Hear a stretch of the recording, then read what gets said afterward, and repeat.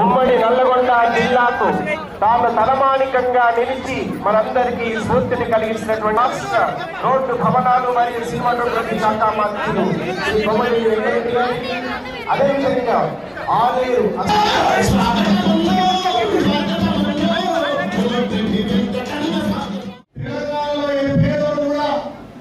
ఉపవాసం ఉండదు సమన్వయంతో పెద్దోడే బియ్యం వినాలని చెప్పి పెద్దలు ఈ రాష్ట్ర అభివృద్ధి పదాల నల్లగొండ ముద్దుబిడ్డ కోమటిరెడ్డి వెంకటరెడ్డి గారు ప్రతి కుటుంబానికి అండ ఉండాలనే ఉద్దేశంతో రాష్ట్ర మంత్రివర్గంలో ఒప్పించి మనందరికీ సమన్వయం ఇస్తున్న సందర్భంగా వాళ్ళ ప్రత్యేకంగా శ్రేష్ఠ అవసరం చేస్తున్నాం.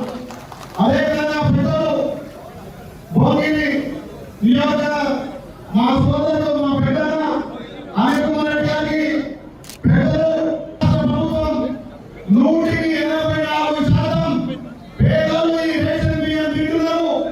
ఈ 184% పేదలకు తెలంగాణలో సన్న బియ్యం ఇవ్వాలని చెప్పి మన ముఖ్యమంత్రి మన మంత్రులు తీర్మానం చేసి రాష్ట్ర వ్యాప్తంగా ప్రతి షాప్లో తెలంగాణ ప్రతి ఒక్కరికి సన్న బియ్యం అని చెప్పి ఒక మంచి నిర్ణయం తీసుకున్నారు. గత 10 ఏళ్లుగా పేదలందరూ కూడా ఆ దొడ్డు బియ్యం నిలబడుతున్నారు. రాష్ట్ర ప్రభుత్వం కిలోకు 40 రూపాయలు పెంచినా కానీ మార్కెట్లో 10 రూపాయలకు 15 రూపాయలు ఇస్తే మళ్ళీ అదే బియ్యాన్ని రీసైక్లింగ్ చేసి మిల్లల ద్వారా మళ్ళా ప్రభుత్వానికి వస్తున్నాయి. మళ్ళా అదే బియ్యం పేదలకు వస్తున్నాయి. పేదలు ఈ దొడ్డు బియ్యం తింటారనే ఉద్దేశంతో మన ప్రభుత్వం ప్రతి అడుగులందరికీ ఒక్కొక్కరికి 6 కిలోల చొప్పున సన్న బియ్యం తినాలి. ఇలా పెద్దలు ధనికులు ఉన్నత వర్గాలు తినే బియ్యం నా పేద వర్గాలు తినాలని చెప్పి ఇలా మన రాష్ట్ర ప్రభుత్వం మన పేదలకు సన్న బియ్యం ఇస్తుంది.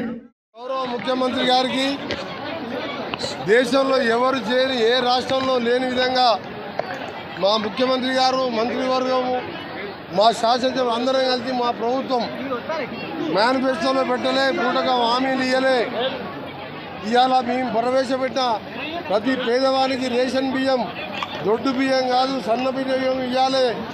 ఇది ఒక సంక్షేమ కార్యక్రమం కాదు. ఇది పేదవాని ఆత్మ గౌరవాన్ని కాపాడుతూ పేదవాడిలాగా ఉండకూడదు, పేదవాళ్ళు పెద్దవాళ్ళు సమానంగా ఉండాలనే తెలంగాణ తెచ్చుకున్నాం. ఇది దొరల రాజ్యం అసలే కాదు. అందుకని ఆలోచించి 50 రూపాయల కిలో అయిన సన్న బియ్యం ఇవ్వడానికి మొన్న లాంఛనంగా సూర్యాపేట జిల్లాలో ముఖ్యమంత్రి గారు ప్రారంభిస్తే ఈరోజు ఉదయం నల్గొండలో, ఇప్పుడు భువనగిరి జిల్లాలో మీ ప్రియతమ నాయకులు ప్రజానాయకుడు మన విప్ గారైన బీర్ల ఐలయ్య గారు, భువనగిరి సార్ అనిల్ కుమార్ రెడ్డి గారు, కలెక్టర్ గారి సమక్షంలో వేలాది మంది మహిళలు మీరే చూశారు. ఎవరు పిలిచింది కాదు, స్వచ్ఛందంగా ఈ ప్రభుత్వం ప్రజాపాలన ఇస్తుందని చెప్పింది, ఇస్తుంది.